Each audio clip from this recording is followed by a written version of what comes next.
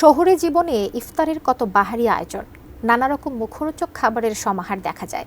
ইফতারের সময়টি হয়ে ওঠে পারিবারিক মিলন মেলা। তবে তিস্তার প্রত্যন্ত চরের মানুষের কাছে বাহারি ইফতার তো দূরের কথা, দিন শেষে তারা রোজা ভাঙেন চাল ভাজা মুড়ি আর পানি দিয়ে। কুড়িগ্রামের চরাঞ্চল ঘুরে এসে সেই চিত্রই জানিয়েছেন মনোয়ার হোসেন লিটন। দেখুন ডেস্ক রিপোর্টে। মাঝের চর ভাড়াটিয়াপাড়া, কুড়িগ্রাম রাজারহাট উপজেলায় তিস্তার এই চরের বাসিন্দা ছবিলা বেগম। স্বামী পরিত্যক্তা এ নারী ভাইয়ের আশ্রয়ে থাকেন। অন্যের বাড়িতে কাজ করে চলে সংসার। একমাত্র মেয়েকে বিয়ে দিয়ে তার একলা জীবন। আক্ষরিক অর্থেই তার নুন আনতে পান্তা ফুরোয় অবস্থা। ইফতার বা সাহারির কোনো নিশ্চয়তা নেই, আলাদা কোনো আয়োজন কখনো থাকেও না। আলু সিদ্ধ ও এক মুঠো ভাত যদি হয়, সেটাই তার কাছে সেরা ইফতার। খাই না ভাইলে না জোগা করে খাই, না ভাইলে না খাই, চাউল ভেজে পানি খাই আর তাতে ভাত খাই। আমরা কোনো খেজুর কিনে খাওয়ার পাই। জেনেক্সে শিফট করো, লাইফকে লিফট করো।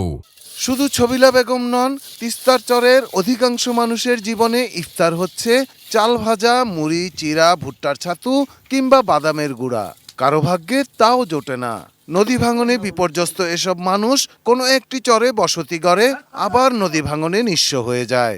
দিনরাত পরিশ্রম করে টিকে থাকাই তাদের জীবন সংগ্রাম। রমজানের বিকেলেও তাই দেখা যায় না রান্নার দৌড়ঝাঁপ।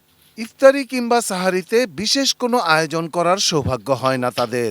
ওপাশে 3বার বাড়ি ভাঙছি, পান্তা খাই, যাই খাই, যখন যেটা সুযোগ সুবিধা বনে সেটি দিয়ে আমরা ইফতারি করি।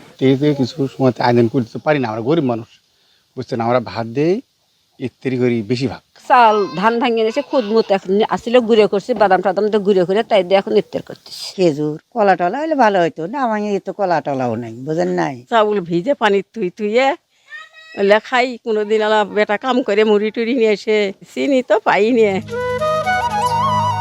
কুড়িগ্রাম জেলার উপর দিয়ে বয়ে গেছে তিস্তা, ধরলা, ব্রহ্মপুত্র সহ 16টি নদ নদী। এসব নদী অববাহিকায় 400-র বেশি চরে প্রায় 8 লাখ মানুষের বসবাস। কবে ন্যূনতম নাগরিক অধিকার পাবেন তারা? তারা আসলে পিছিয়ে আছে, এটা অস্বীকার করার উপায় নেই, পিছিয়ে আছে। তাদের তো দৈনন্দিন খাদ্য তালিকায় অনেকটাই সুষম সব কিছু দেওয়া সম্ভব হয় না, বা তারা হচ্ছে পায় না। জিআর বা অন্য যে খাদ্যশস্য বিভিন্ন সময়ে সময়ে যে ইয়েগুলো আসে, আমরা চরের মানুষকে সর্বোচ্চ প্রায়োরিটি দেওয়ার জন্য আমরা সংশ্লিষ্ট যে জনপ্রতিনিধি, ইউনিয়ন চেয়ারম্যান, মেম্বার, তাদেরকে আমরা নির্দেশনা দিয়েছি। Shahidul Rana, desk report, ATN news.